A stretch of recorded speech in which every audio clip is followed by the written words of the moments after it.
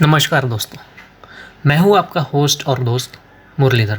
राजा शांतनु का विवाह गंगा से हुआ था। गंगा के गर्भ से महाराज शांतनु को 8 पुत्र हुए, जिनमें से 7 को गंगा ने गंगा नदी में ले जाकर बहा दिया था। वचन के बंधे होने के कारण शांतनु कुछ नहीं बोल पाए। जब गंगा का 8वां पुत्र हुआ और वह उसे भी नदी में बहाने के लिए ले जाने लगी, तो राजा शांतनु ने उसे रोका और उन्होंने इस कार्य को करने से गंगा को रोक दिया। गंगा ने कहा, राजन, आपने अपनी प्रतिज्ञा भंग कर दी है, इसलिए अब मैं आपके पास नहीं रह सकती। इतना कहकर गंगा वहाँ से अंतर्ध्यान हो गई। महाराजा शांतनु ने उस पुत्र को पाला पोसा और उसका नाम देवव्रत रखा।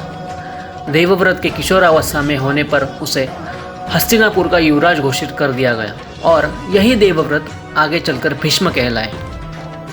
एक दिन शांतनु राजा यमुना के तट पर घूम रहे थे और उन्हें नदी में नाव चलाते हुए एक सुंदर कन्या नजर आई। शांतनु उस कन्या पर मुग्ध हो गए। महाराज ने उसके पास जाकर उससे पूछा, आप कौन हैं? उस पर उस कन्या ने कहा, महाराज, मेरा नाम सत्यवती है और मैं निषाद कन्या हूँ। महाराज शांतनु विवाह का प्रस्ताव लेकर सत्यवती के पिता के पास पहुँचे। उनका नाम दासराज था। दासराज ने कहा, राजन, मुझे अपनी कन्या का विवाह आपके साथ करने में कोई आपत्ति नहीं है, किंतु मैं चाहता हूँ कि मेरी कन्या के गर्भ से उत्पन्न पुत्र को ही आप अपने राज्य का उत्तराधिकारी बनाएं, तो ही यह विवाह संभव हो पाएगा। ये सब सुनकर महाराज शांतनु चुपचाप हस्तिनापुर लौट आए और मन ही मन इस दुख से घुटने लगे।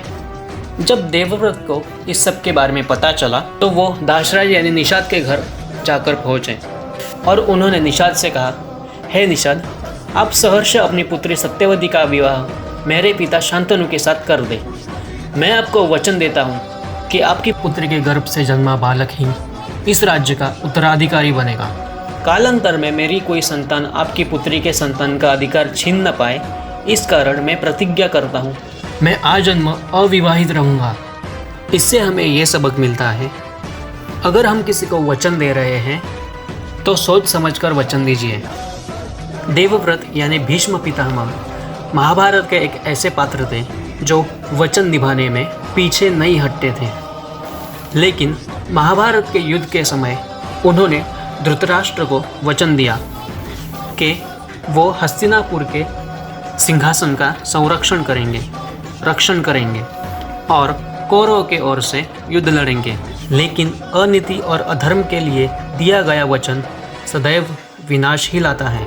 अगर मेरा ये पॉडकास्ट, मेरी कहानी आपको अच्छी लगी है तो वीडियो को प्लीज़ लाइक और शेयर कीजिए और चैनल को सब्सक्राइब कीजिए। धन्यवाद।